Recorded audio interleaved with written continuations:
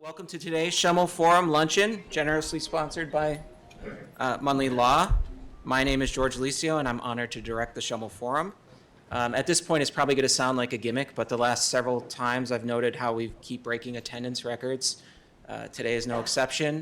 101 people registered in advance, and another 7 or 8 showed up at the door, so it's wonderful. It's a good problem to be having, so thank you all. Given that this is the last luncheon of this semester, it's probably a good opportunity for me to deliver some acknowledgments.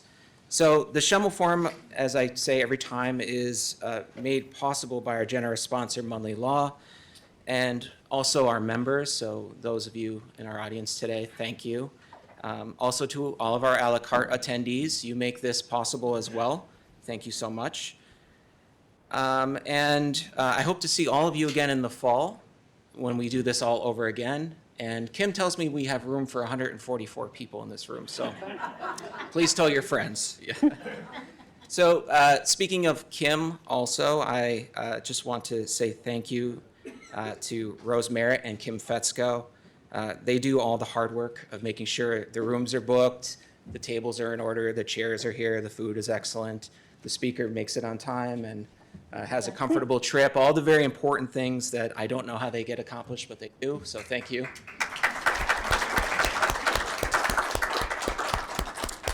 And the last order of business before diving into today's topic is to remind everyone that though this is the last luncheon of the semester, it's not the last program of the semester. There is a collaborative evening program on April 25th, co-hosted with the Geisinger Commonwealth School of Medicine. It's being held at the Medical College in their auditorium, where Dr. Richard Kogan will give a performance/lecture on, it's titled Ragtime, the Mind and Music of Scott Joplin. Following that performance/lecture, there's also going to be a reception, so it's a nice way to sort of cap off the semester as Schemel Forum attendees and guests. And that's on April 25th. Okay. So now I'm thrilled to introduce our distinguished speaker, Jill Dougherty. I know many of you are familiar with Jill already, as she is a mainstay of the Schemel Forum. And in fact, at one of my first luncheons in the fall, multiple people came up to me and said, "Are you going to bring back Jill Dougherty?" And I said, well, that's up to her more than it is up to me. I reached out to her, and of course, like a loyal Scrantonian, she said, absolutely, I'd be happy to come back. So thank you, Jill, for coming back and for being a loyal mainstay of Scranton and the Schemel Forum. We really appreciate it. So Jill's talk is titled The World in Disarray, which of course has potential to cover a lot of ground. But if anyone could do it, I think it's Jill. Jill is an expert on Russia, and we all know Russia is a major player in pretty much every international conflict, or at least the majority of international conflicts. Personally, I hope to learn a bit about the complexities of the conflict in Ukraine, as well as in Israel and Gaza, possibly hear a bit about the tensions over Taiwan. Jill's insights will undoubtedly help us understand the moves of some of those key players in the international world. So now, please join me in giving Jill a warm welcome. Thank you, George. Okay.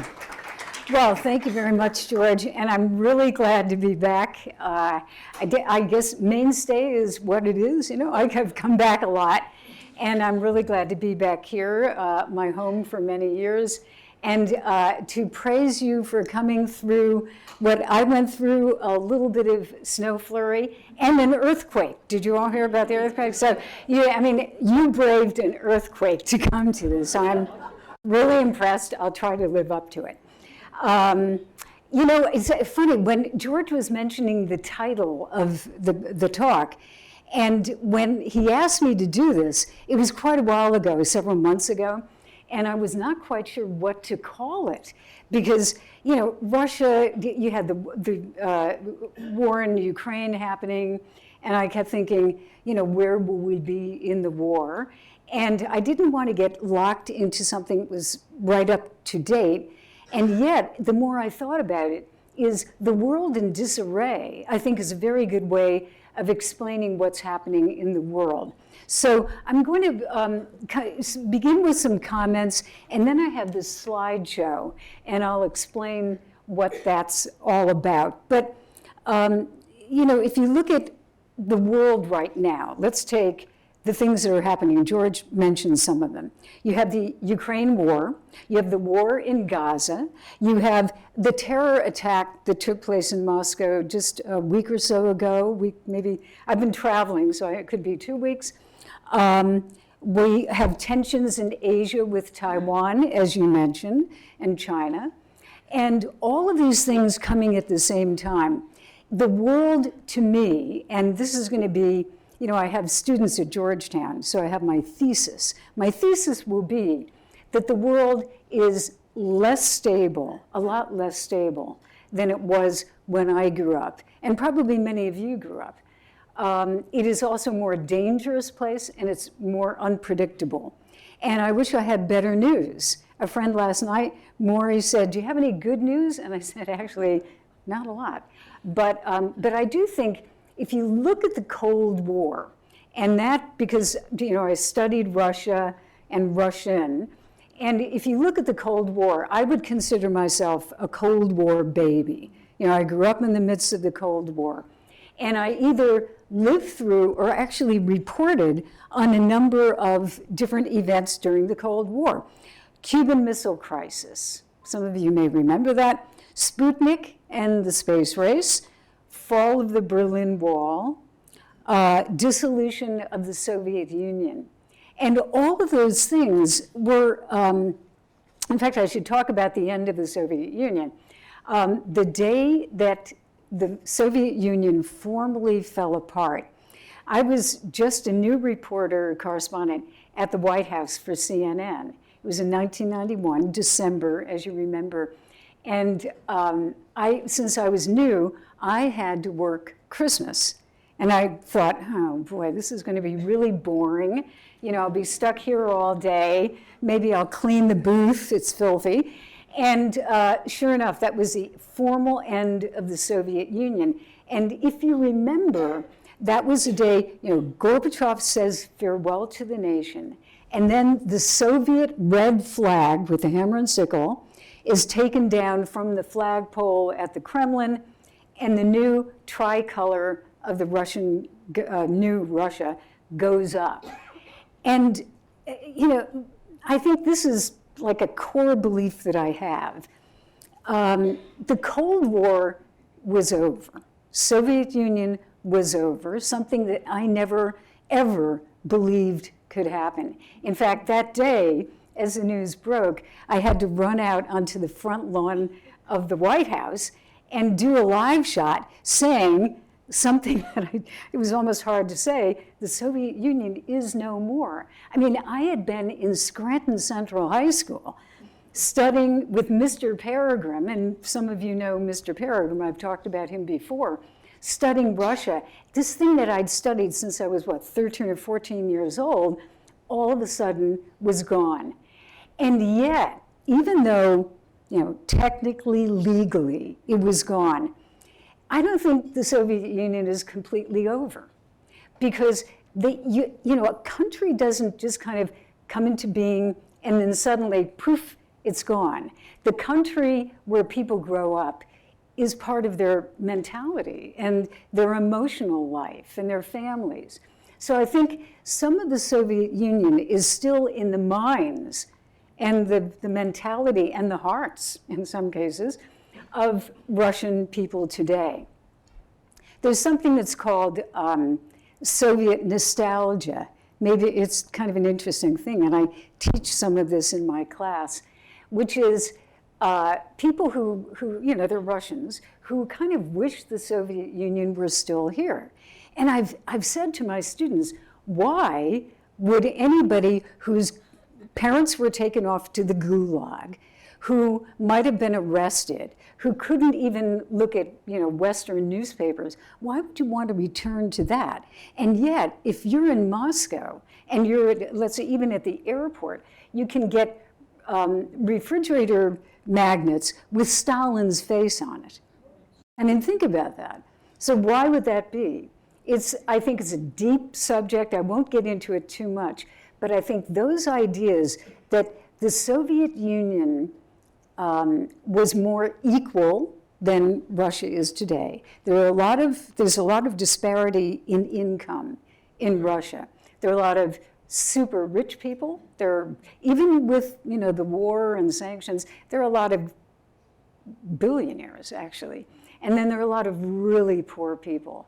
And some of that disparity in income and privilege exists there. It exists in our country as well, but it definitely exists in Russia.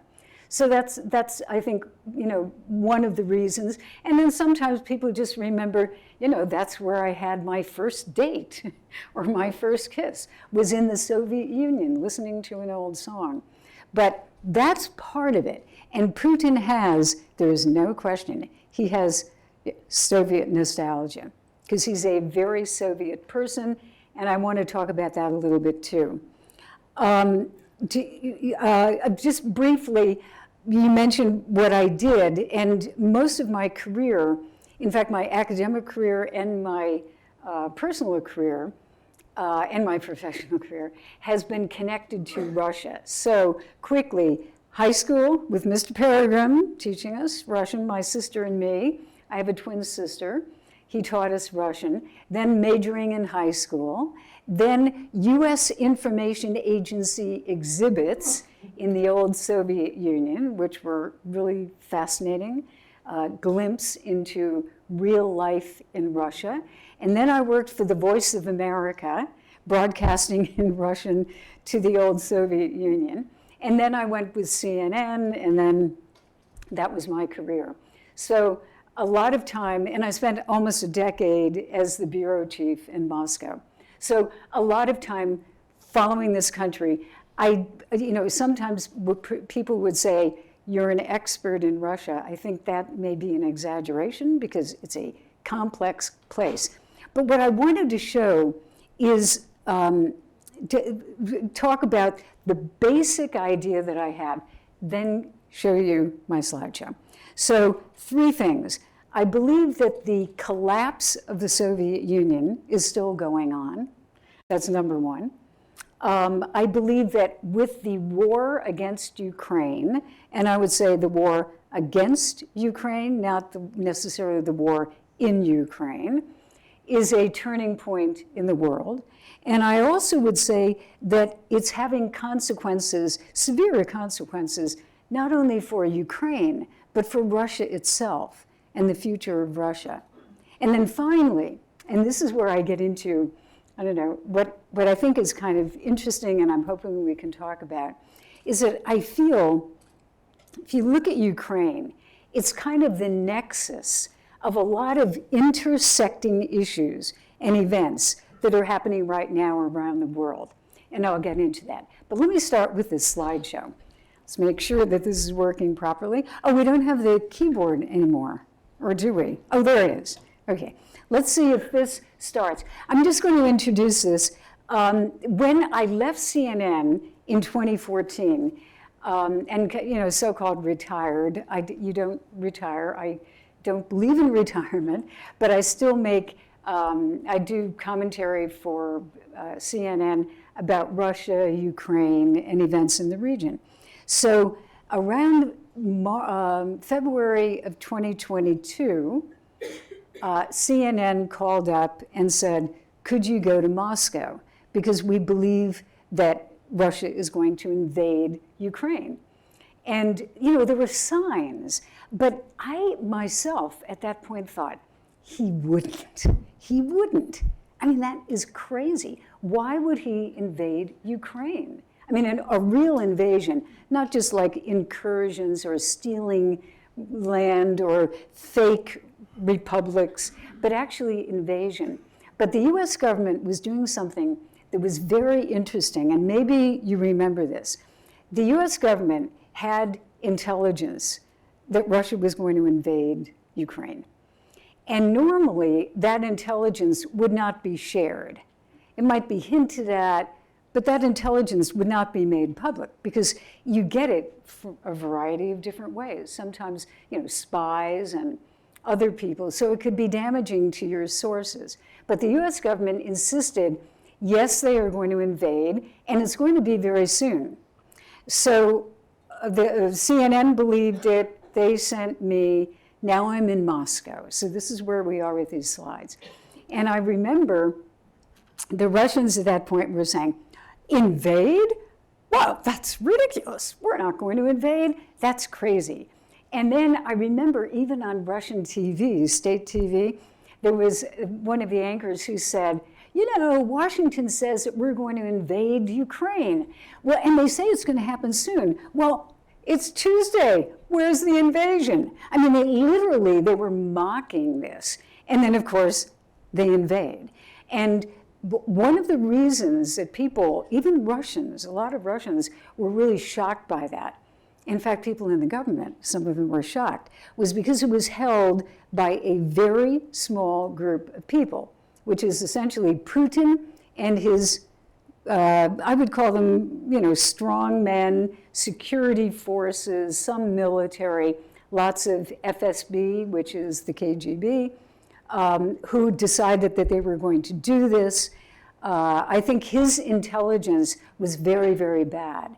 They actually believed that when they went into Ukraine, maybe I'm seeing some people nodding with this, they actually believed that they would be welcomed with flowers by the Ukrainians. Not exactly.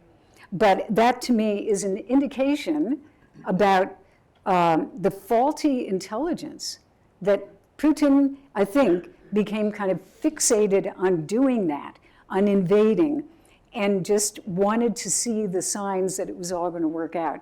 And it did not. I mean, 2 years later, Ukraine is much smaller than Russia. And Ukraine is still holding on, although, of course, we know what's happening in our Congress, just holding off and not passing that additional $60 billion that they really need. But we'll talk about that, I'm sure. So here's our slideshow. So this is the hotel where I usually stay.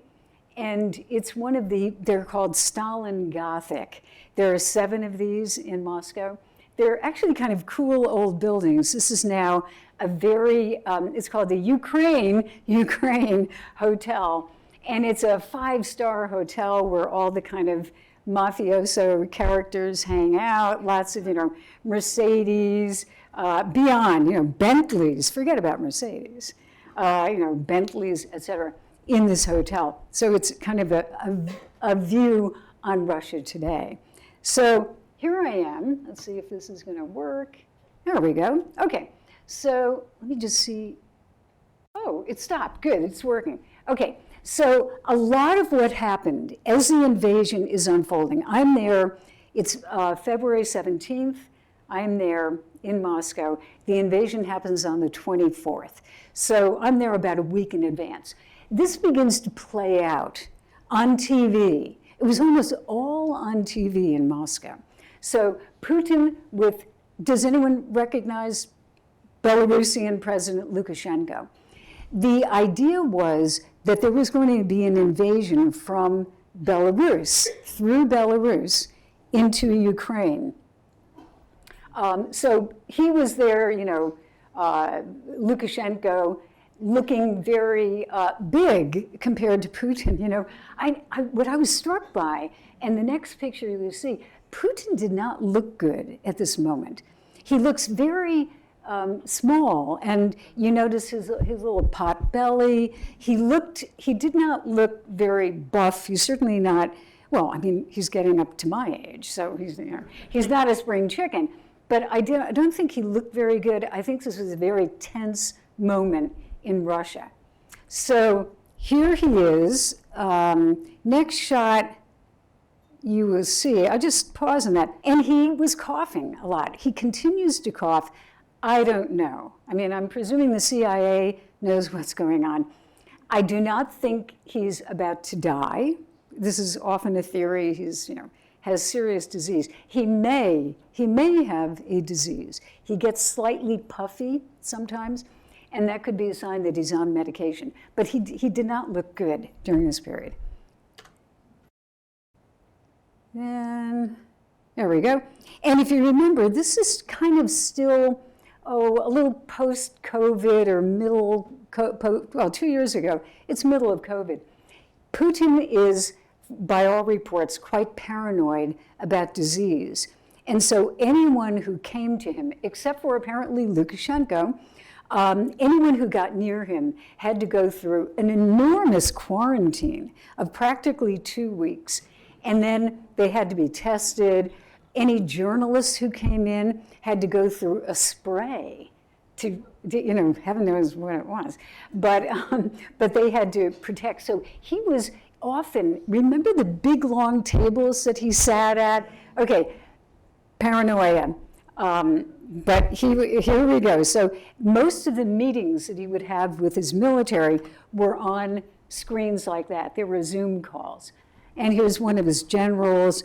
Again, I don't think the generals thought that it would be a cakewalk. I think the FSB thought it would be a cakewalk, the intelligence people. And then here they are again, just kind of, as it's a real commander, Mr. Commander. This is a studio where we do reports. So it's actually quite small, but it's fine. The camera's here, there would be a cameraman here. Behind is a screen that's actually quite large, and it shows a live picture from the roof of the building where CNN has its offices and studios. And we used to, in the old days, like when I was a bureau chief, and then they stopped it, you had to climb up to the roof in the middle of a snowstorm, literally inside the building on a metal ladder, and stand on the edge of what I felt like a precipice. I don't like heights. And you would do live shots, like braced because the wind and the snow, and you're on the edge of the building. And then the FSB came and said, you know what? You're not going to do that anymore because our building is on the route that Putin takes to work every day. And so the implication was if you had a weapon, it would be kind of dangerous for Putin. So they shut that down. And then we had to kind of have a different contraption. But that is a live picture. It's actually very pretty. And if you see live shots from Moscow, you're seeing a live picture, but it's coming from a camera on the roof. No more people on the roof. So I was doing live shots constantly, really intense period. There's morning, I was doing the overnights for CNN. So how did Putin justify what he was doing with Ukraine? So this is a Russian Duma, State Duma. That is essentially the House of Representatives. So what they did was, if you remember, in 2014, which is really when the Ukraine war began, 2014, Russia annexes illegally with a fake referendum, really literally ginned up out of nowhere. They take Crimea. So I'm sure you've all heard about Crimea, that area. Okay, then in the eastern part of Ukraine, they have an area that's called Donbass, and that's the mining area. It's actually like Scranton. It's a mining area. And kind of, a lot of people speak Russian. These are, it's kind of more an industrial heartland, kind of, I would say, on the skids, because the industry has diminished. Mining is still happening, but it's a poorer area. The Russians have two republics that decide that they're going to become independent. And they ask for help, desperate at this point, they ask for help from Moscow. So the representatives from Donetsk and Luhansk fly to Moscow, and they say, Mr. President, we need your help. You need to defend us because we're Russian speakers and the neo-Nazi Ukrainians are killing us. So now this is a Soviet technique. This actually goes back, and I have the proof because just the other day I was looking at a document. Lenin in 1920 was talking about that very same thing in the Republic of Georgia. When they took over, the Soviets took over the Republic of Georgia, they said, we have to have an independence movement which will ask for our at that time, Bolshevik help, and then we'll go in and we'll take over. So this is classic, you know. They need help, we have to go in. That was the justification, that these Russian speakers were under attack. That changed. Well, I'll explain the slide and then we can go on. So they ask for help. The rubber stamp parliament says, yes, you know, independence, of course, we will accept them as part of Russia. And they had this vote almost overnight, and those two republics now become part of Russia. So the legal justification is there. I think, you know, when you look at legality and reality, it was a confusing time for me, because again, this is playing out on the TV, and you would see things that were presented in Russian media as being live, like here's Putin, who's making an announcement. And then I remember one time I came into the office the next day, and I always remember, you know, where was Putin sitting, what color tie did he have on? Because I'd watched it for hours. I knew he had kind of a maroon tie and a dark suit, and he was sitting behind a desk, etc. So I walk in the next morning, and I see the very same picture. There's Putin, maroon tie, sitting behind a desk. So I said to my producer, well, I guess they're replaying that thing from yesterday. And then I started thinking, wait a minute, this is going on for a very long time. And guess what? They say live. And I thought, it can't be live. It looks like yesterday. And they were presenting it as live, but it wasn't live. It was all pre-recorded. So a lot of this was like kabuki theater, where, you know, they needed the justification to roll the tanks. And then, as time went on, the justification was changing. So initially they're saying the justification for the war is the Nazis are killing Russian speakers. Then the subject was, or the explanation was, no, the West is exploiting Ukraine in order to attack Russia. And now the justification is that this is an existential battle against the West and NATO, which are intent on taking over and destroying Russia. That's how Putin looks at it, and that's how he justifies it. So onward with the slideshow. This is TV. The word fake, this is Russian TV, but they use the word fake, and it, in fact, pronounced almost the same way, fake, in Russian. And there was a lot of fake news, US lying about what we're doing. It was really interesting time. And that's the spokesperson for the foreign ministry, again, echoing what Putin was saying. And then, this is an interesting group because all of a sudden, the independent media decided that they had to leave Russia because they had passed a law overnight that said, if you use the word war, you can be arrested. This is a special military operation. And if you use the war, that is a lie, that's fake news, and literally you could serve 15 years for doing that.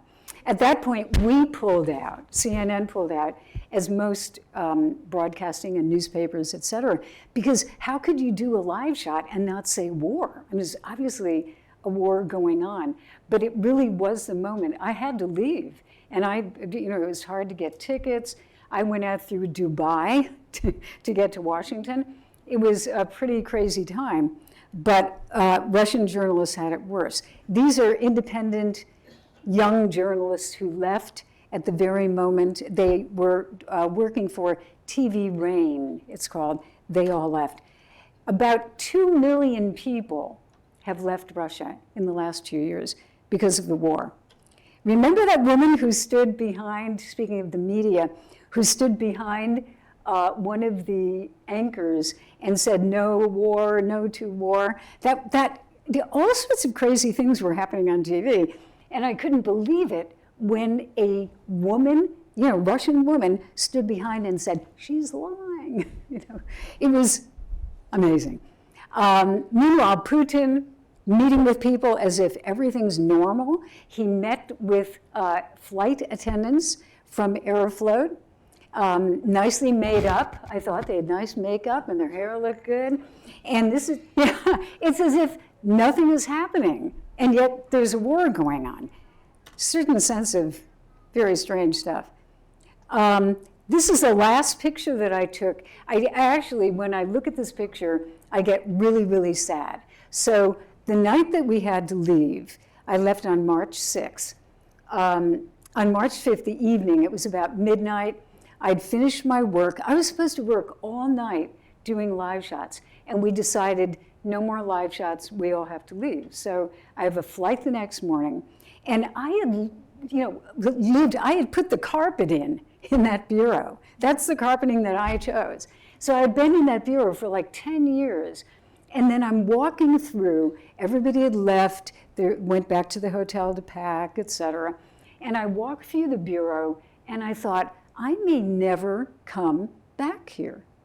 And I still can't quite believe it, but I can't go back. Because as you know, another subject, there are about 5 Americans who are being held as literally hostages by Russia. They want to trade them for an FSB officer, an assassin. But, I'm not going to go back, I think, for a very long time. It may, certainly while Putin's alive, I think. And I think an American would be crazy to go back at this point, which is very sad. I mean, I'm invested in this country. I'm interested in this country, and I may never go back. So very quickly, I think we get to the end of this. So I go to the Baltics in May. This is Estonia and Latvia, and I begin to see immediate reaction to the war. Take a look at some of these. These are outside the Russian embassy in Riga, Latvia. This is what you get. That's Putin, of course, and graffiti and signs all over. Just look at some of these things. They're amazing. So you can see people in those countries that had been invaded by the Soviet Union knew what was going on. Just look at this. And some of them in English. Yeah. That is in Ukrainian. And that's Vilnius, Lithuania. And this is where journalists now had fled. This is in May, I go back, so a couple of months after the invasion. And then I'll just very quickly, you remember Zelensky comes to town, speaks to Congress, and of course is hoping for help. NATO, I should quickly say, this is a picture I took in, I believe this was, Tallinn. It was Tallinn, Estonia. French NATO troops. Now you have 2 new members of NATO, Sweden and Finland. 2 countries that were never going to join NATO, but they feel so threatened by Russia, they are now new members of NATO. So thank you, Mr. Putin, for, broadening the NATO. More of those troops out at a field. And then, of course, a big disinformation campaign begins. Oh, this is, I'm not making these up. This is the war of information right now. But Russia is depicting it as an historic battle against the West.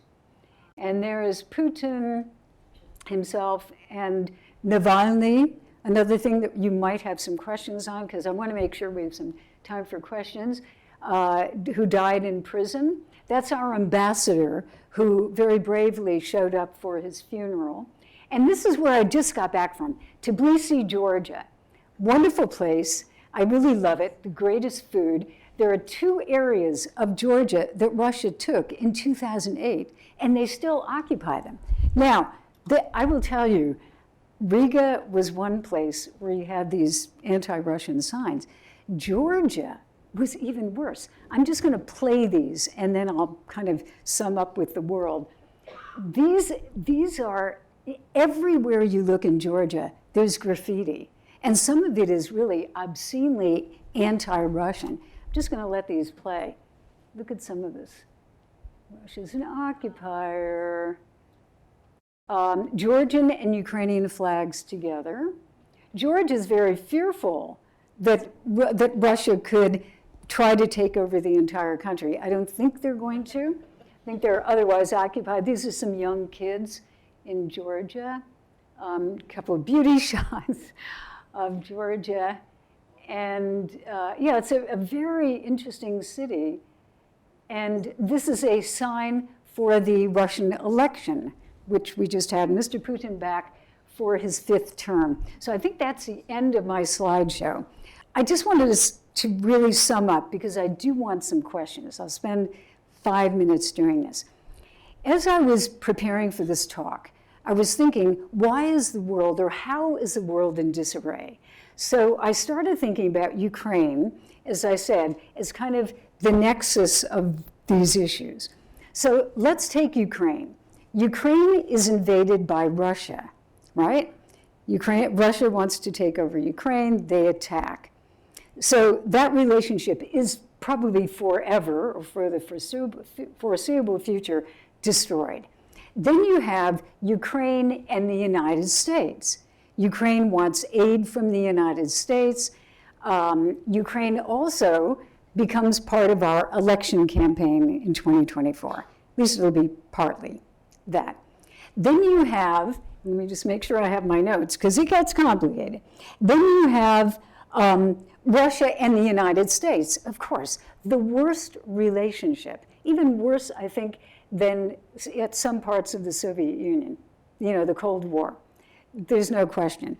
You have Russia and Europe, expanded NATO, Finland, which is right on the border, it has a huge border with Russia, always had a relationship which was really neutrality, and it worked. They were actually able to deal with the Russians very effectively.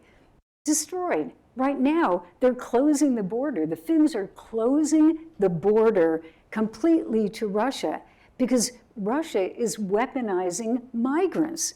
They are taking migrants, these poor people from Syria, Lebanon, you name it, and they are taking them up to the border, and they are pushing them over the border into Lithuania. So these they're going into Poland as well, trying, but into Finland. And Finland is actually closing the border because this is, exploiting these people in a militaristic way, to destabilize Finland. So that's Europe. Then you have the neighborhood. The Baltics, you see what the reaction is. Georgia, you see what the reaction is. So here we go. It's getting even more complicated. We have China. China looking on, I think playing a smart game, not really invested in the war, be careful about the comments that they make about the war, but obviously happy to continue to buy Russian energy, oil, gas, etc. Then you have relationship, which is amazing to me, between Russia and Iran and North Korea, of all places. Russia, which is a big, country, which used to have relations with France and Germany and Japan, etc. Now their best friends are the North Koreans. It's really sad. So does anyone know why North Korea? I'm sure you've probably heard, yeah? Weapons, exactly. The artillery weapons and also the ammunition that North Korea makes. That's what North Korea, of course, does for a living. They create weapons and they're constantly prepared for war.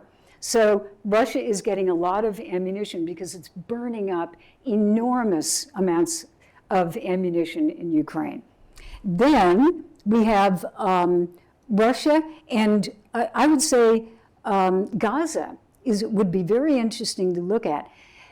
Russia and especially Putin are trying to exploit that as well, because in their relationship with Israel improved under Putin in the beginning, and even under Yeltsin. They were improving their relationship with Israel. However, in the old Soviet days, they supported revolutionary movements, and especially the Palestinian revolutionary movement. So what they're doing now is they are trying to say, in layman's terms, hey, Hamas, they invite Hamas to Moscow, by the way. They say, hey, Hamas, remember the good old Soviet days when we were supporting all of those revolutionary movements? Well, you know, we're still your friend. So they're trying to have it both ways, I think, with Gaza, knowing that this is a real disaster with the United States, and especially the United States right now. So that's another intersection, I'd say. And then finally, the last one, which is the developing world and the global south, as many people call it. And that goes back to the old Soviet days too, because in the old Soviet days, Russia did help revolutionary movements, but mainly anti-imperial, anti-colonial movements. So Putin is using that card by saying, Africa, parts of Asia, we're with you. You know, we're supporting the developing world against the rich imperialists in the West. And he's using things, even like traditional values. You may have heard, you know, I mean, in many countries, they're talking about traditional values, you know, women, abortion, gays, etc. Putin wants women to have 8 children, by the way. He's suggesting that they have 8. Now, my mother had 6, so she obviously didn't get the message. But they do want, just FYI, he wants women to have 8 children each. So anyway, they're using traditional values to make a pitch to the, let's say, especially in Africa, where traditional values are important. You know, that works in many developing countries. So they're reminding people of the old days when they were, you know, supporting the developing world. So as you can see, I think, you know, we've got this confusing picture of a lot of intersecting issues. And the big takeaway, I would say, gets back to what I started with, which is the world is very unstable because in the old days, with the Soviet Union and the United States as the big superpowers, I would argue that it was more stable because, in effect, you know, both had nuclear weapons, both were big superpowers. Obviously, the economy of the United States was much stronger, but they were, you know, these superpowers. And the United States essentially said, we support, you know, the Baltic countries, Estonia, Latvia, Lithuania, but we didn't do anything about it. We essentially said, we don't like it, it's terrible, but that's part of the Soviet Union. And today, those are independent countries. So Russia cannot make that claim anymore. Russia is much smaller than it used to be and much, I would say, weaker and also economically weaker. Even though Putin's, you know, continuing to build up the army, it's still much weaker. So Russia can't control the way the Soviet Union did, and neither can we. I mean, look what happened in Afghanistan. We do not rule the world and tell them what to do. So with the weakening over here and the weakening over here, and other countries strengthening, you know, the BRICS, all the, you know, Brazil and India, countries like that, it's a much more fluid situation. And that, I believe, is why we are dealing with so many conflicts that seem intractable and we're not able to control them. The last thing I'd say, and then I'd love to get some questions, I would like Russia to be part of the solution. There are a lot of problems, you know, environmental issues, nuclear issues. We have basically one last nuclear arms control agreement, the New START agreement, which is about to expire. That's it, no more. You know, if you imagine that, Nobody really pays that much attention, but it's very, very dangerous. So I would like Russia to be part of the solution on nuclear and certainly environmental, global warming, et cetera. But they're not, because right now, and this is my personal opinion, Putin is trying to exploit any weakness in the United States, domestically or internationally. Domestically, he will take advantage of racial disparities, economic disparities, criticism, political criticism. Believe me, Russian propaganda will be back. They're not always completely effective, but they'll do their darndest, to take advantage. And then internationally, any place where US interests are threatened, Putin is going to try to crank it up, turn up the heat, and make it even more uncomfortable and dangerous for us. So in summary, it's a big, confusing, and kind of dangerous world. And I think that's just kind of what we're stuck with at this moment, at least for quite a while.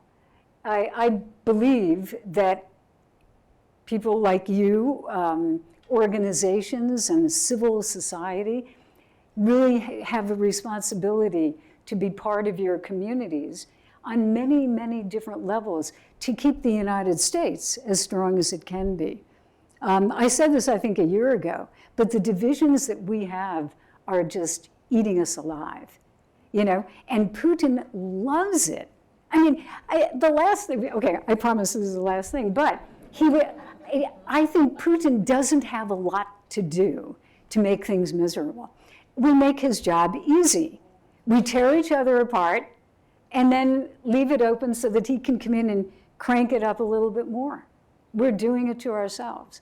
So I believe that, seeing people like you who are interested in these issues coming out, being part of it, and I have to say, Sandra, for so many years, you're still doing it, a focus on civil society and people getting together and changing things for the better. So I'm really glad we had a chance to kind of, talk a little bit. I want to get some questions as much as we can. And I talked too long, I think, but at least we can get a few questions. So thank you, George. Thank you very much. Thank you, Jill. That was as fascinating as it was worrying. But we have about 20 minutes for questions, 15, 20 minutes. And please wait for the microphone. Kim will run up to you. Okay. There's a microphone. So let's see, there's a woman in back and then we'll come down here, okay? All right. I listen to NPR all the time, and every time I hear the report from Moscow, I get scared. How do they survive in Moscow with all that's happening with news people in Moscow? Ooh, that's a good question. It's actually very difficult. In the old days, you kind of thought, well, the Western media would be off limits, but look at Evan Gershkovich. I mentioned there are 5 Americans being held. Evan Gershkovich is being held for no reason. And he's been held for exactly a year. Just a few days ago, it was a year. So the people that I know, like CNN and most organizations, they keep the legal, company, like CNN is a legal entity, still exists in Moscow. But the reporters come in on a rotating basis. And now, in the old days, you get a 3-year visa. I had a 3-year visa. Now it's a 3-month visa. Russians don't, they want to make it as hard as possible. So you get a 3-month visa, you go in, you do reporting, especially when news breaks, and then you get out. And I don't know. I mean, there are almost no Americans. People of other nationalities. We have a British guy, Matthew Chance, who goes in, but there are no Americans that I know. And for good reason. So it's tough. Yeah. And I think this gentleman had a question. Yeah. You mentioned possible help from Russia to Hamas. Do you know if that's actually actively going on somehow, and if so, how they would do that? I don't think they're actually helping per se. What they're doing is diplomatic. They have invited Hamas and other Palestinian organizations to Moscow. So it's more like diplomatic outreach. Can't we come to a solution here? Russia coming in as the peacemaker. I don't believe that they want peace, actually. I think they want to exploit the chaos that's going on right now to whatever Putin thinks it'll get him, hurt the United States, hurt the West, burnish their reputation as peacemakers. But that, again, they're doing that because they're trying to recall and rekindle the old Soviet days when they were perceived as a friend of the developing world.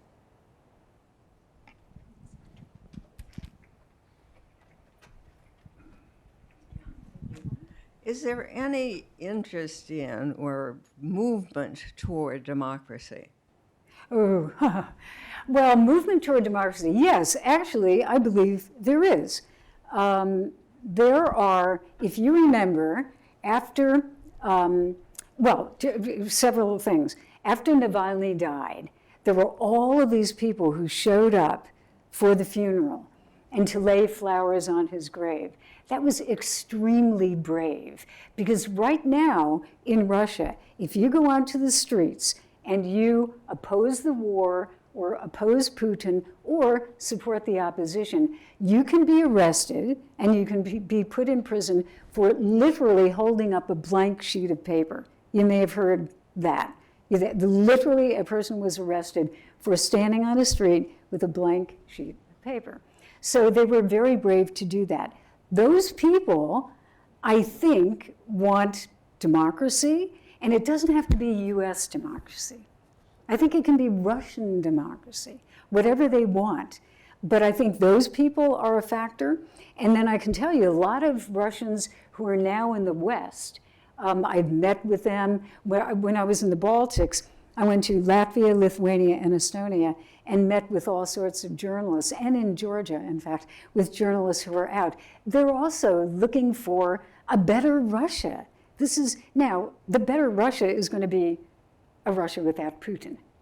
So that's where it becomes political. But I think they want democracy. The problem is the opposition is pretty fractured right now. Navalny was the most charismatic leader. He's dead. His wife, you've probably seen Yulia, his wife, very strong, brave woman, but she's not, she's not a politician. She's not a really forceful personality the way he was. He was incredible. It's So dangerous. it's very dangerous. Oh, yeah. And people are assassinated on a regular basis. So, yeah. Any more questions? Let's see. Okay. Hi. Hi. When I was, can you hear me? Yeah. Oh, yeah. When I was practicing law a few years ago, I had the honor of representing the Ukrainian Fraternal Association, a group here to help Ukrainians and help with the immigration process. But I remember in the time you were talking about when there was a question, is Russia going to invade and is Ukraine going to fight? And there were many American voices who said, not really. If Russia invades, it will be so overwhelming that Ukraine might give lip service to a fight, but they really won't give a fight. And I would ask my clients, is that true? No. If they invade us, we'll fight. And they have. And now there's no aid because of the political situation in the United States. But if President Biden prevails in the election and the relationship is restored and aid is restored, do you think that they'll be able to fight Russia to a draw or to a successful result? Well, I think there are couple of questions because, Biden is the president. It's up to Congress, So that's number one. Even if he were reelected, there's still Congress, and they're the purse string people. But I think, your broader question is, could they actually do it? Could they actually defeat Russia? I think it's going to be very hard, because what Russia is doing is, remember that the ammunition I told you from North Korea?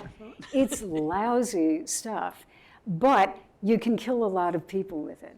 So what they are doing is both men and equipment and ammunition, they're just throwing it at Ukraine. Do you know the latest statistics that you probably saw? 300,000 Russian casualties. So that 300,000, that includes dead and wounded. That's an enormous number. So Russia is being hurt by this. There's no question. It's very expensive. A lot of the equipment, the military equipment of Russia, has been destroyed in Ukraine. Now they're rebuilding it. The country is on a wartime footing. In fact, just parenthetically, one of the reasons is some people, average Russians, support Putin and the war. It's not necessarily that they love the war because their sons are dying, but in the old Soviet days, it was a very militarized economy, and there were all of these factories where they produced weapons and ammunition, et cetera. Those factories are coming back online. So it's kind of like, let's say you're in Ohio and your factory shut down in 1991. Well, guess what? The factory's open again. So people are happy, and they're saying, well, we may not like this war, we may not really support it, but got a job, And so Putin is increasing pensions. He's increasing any type of social benefits for people. So in a way, he's kind of paying them to support the war. And totally understandable. It's very effective. So the final thing, could they defeat Russia? I don't think defeat. I mean, the idea is, can they defend Ukraine? Can they keep Ukraine from being carpet bombed?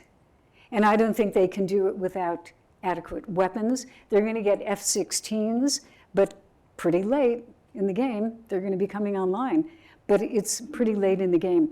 Right now, Putin is taking every opportunity to bomb the hell out of Ukraine. Bomb the hell, just destroy it. If something should happen to Putin, hopefully, what would be next? Are you volunteering? We have a mission for you. So what happens to Ukraine, did you say, or in general? Okay, so immediately the prime minister takes over. And the prime minister is in power. And the prime minister is actually not a bad guy. He's kind of a technocrat. He's doing a good job as prime minister. He comes in, not a politician, okay? So he's a placeholder. Then they have an election in March, or maybe they speed it up, but elections are in March. Now, this is where it gets interesting. So it could be, there are many theories. I was in a discussion in Georgia about this very subject. So theory number one, Putin has something up his sleeve that theoretically he knows he's going to die, although sometimes I wonder whether he knows that, but that he has some plan. So he's chosen somebody behind the scenes the way Yeltsin chose him behind the scenes. So this guy comes in, takes over, maybe he's kind of like Putin young, He certainly will not be a nice, soft, and lovable person. This will be a tough guy. But Putin will be dead at that point. So then the power struggle begins. And Putin's best friends and the really ruling powers at this point are security people, FSB, et cetera. So you would have to think that they're the ones who want power. Now, will they all just say, hey, I think this is a great idea. Putin chose a guy, let's all vote for him. Or will there be kind of their own internal political bloodbath for power? So that could happen too. So I think regardless of what happens, it's going to be a period of instability. Putin was born in 1952. So he is what, 72, somewhere around there. I think it's October. So yeah, 72 this year. So I do think it's going to be very unstable. And the reason I feel that is that he has, what a friend of mine who's Russian, she said, Western society is like this. It's kind of like a pyramid. So you have civil society, institutions, judicial system, et cetera, like that, and the president up here, but it's all pretty stable. And you remove the president, but this remains. In Russia, it's like this. So you have the president as the fulcrum for everything, who tells everybody else what to do. And she said, it can go like that or it can go like that. I remember that because I do think, although he has enormous control, to arrest, to persecute people, I think essentially it's fragile. But I just don't know what happens. There's this phrase in Russian studies where Russia is stable until it isn't. And I think that's exactly what'll happen. I mean, imagine, like, we turn on CNN or whatever right now, Putin is dead. Can you imagine the implications of that? Yeah, well, he already had the rebellion by Prigozhin, that private military security guy, who went all the way almost to Moscow with his own forces.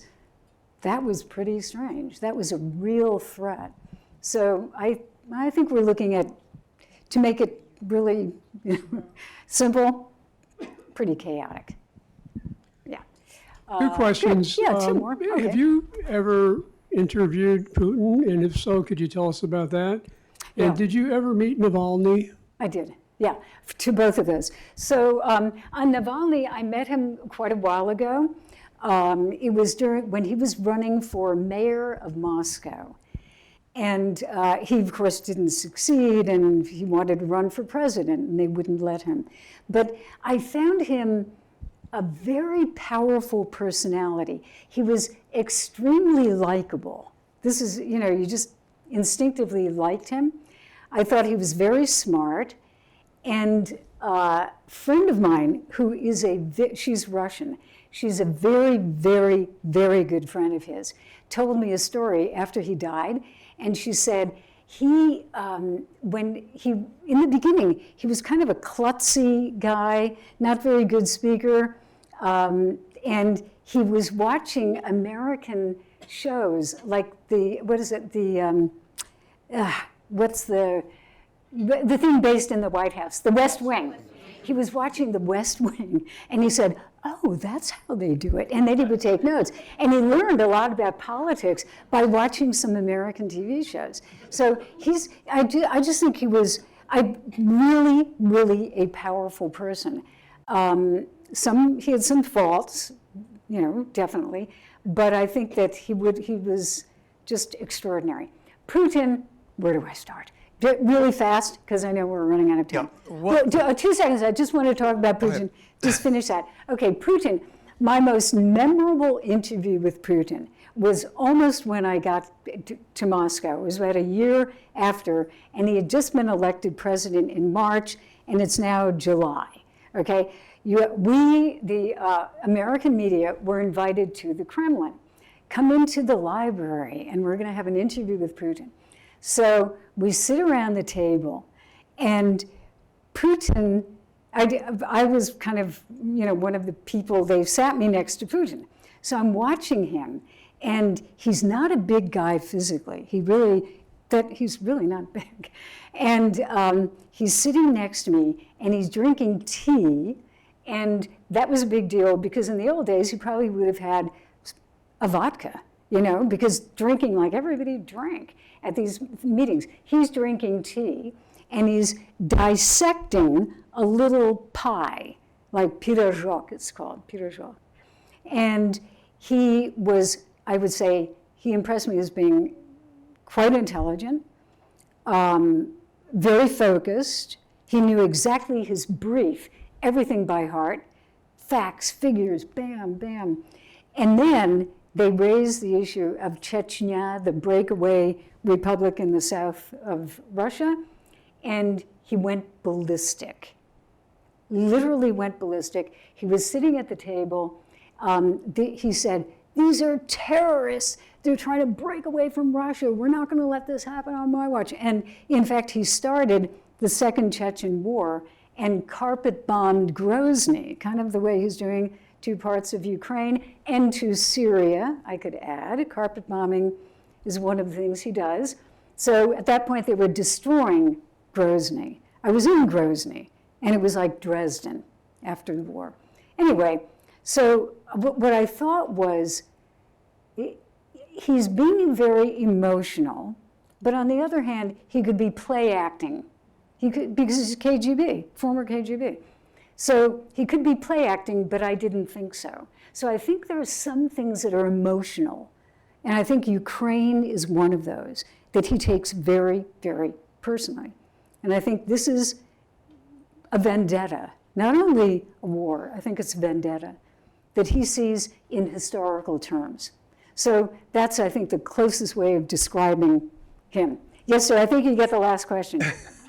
What is your understanding of the present relationship between Russia and Israel, given the conflict that has been over 6 months, or approximately 6 months? Yeah, I mean, again, I kind of talked a little bit about that. I know for a fact that Putin tried to improve relations with Israel because the old Soviet legacy, again, was revolutionary movements.